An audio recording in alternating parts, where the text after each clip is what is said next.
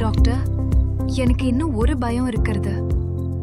புற்றுநோய் மீண்டும் வர வாய்ப்பு எவ்வளவு உள்ளது? அது மிகவும் புரிந்து கொள்ளக்கூடிய கவலை. மார்பக புற்றுநோய் சிகிச்சைக்கு பிறகு மீண்டும் வந்தால் அதை மீள்பிறப்பு என்று அழைக்கிறோம்.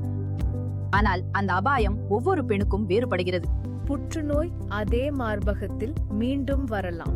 உள்ளூர் மறுநிகழ்வு அல்லது மார்பு பகுதியில் அல்லது நிணநீர் கணுக்களில் மீண்டும் வரலாம். பிராந்திய மறுநிகழ்வு அல்லது எலும்புகள், நுரையீரல் அல்லது கல்லீரலுக்கு பரவலாம். தொலைதூர மறுநிகழ்வு மீண்டும் வருவதற்கான ஆபத்து பல காரணிகளை பொறுத்தது.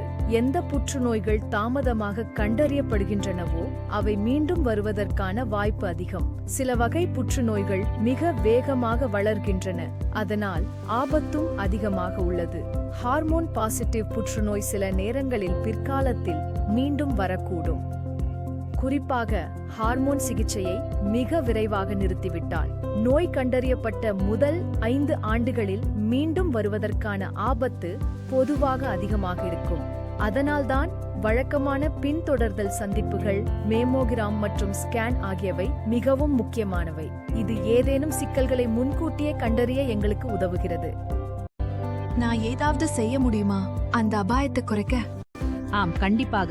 நல்ல பழக்க வழக்கங்கள் மீண்டும் போதைக்கு அடிமையாகும் அபாயத்தை குறைத்து ஒட்டுமொத்த ஆரோக்கியத்தையும் மேம்படுத்துகின்றன.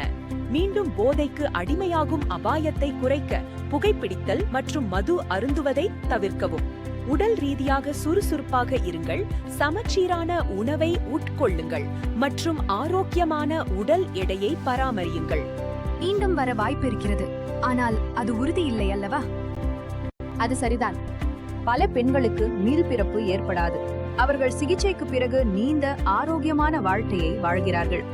மார்பக புற்றுநோய் மீள்பிறப்பு என்றால் புற்றுநோய் திரும்ப வரலாம். ஆனால் அந்த அபாயம் ஒவ்வொருவருக்கும் புற்றுநோயின் வகை, நிலை, சிகிச்சை ஆகியவற்றை பொறுத்து மாறுபடும். முதல் 5 ஆண்டுகளில் தான் அபாயம் அதிகமாக இருக்கும். அதனால் முறையான பின்பற்றங்கள் மிகவும் அவசியம்.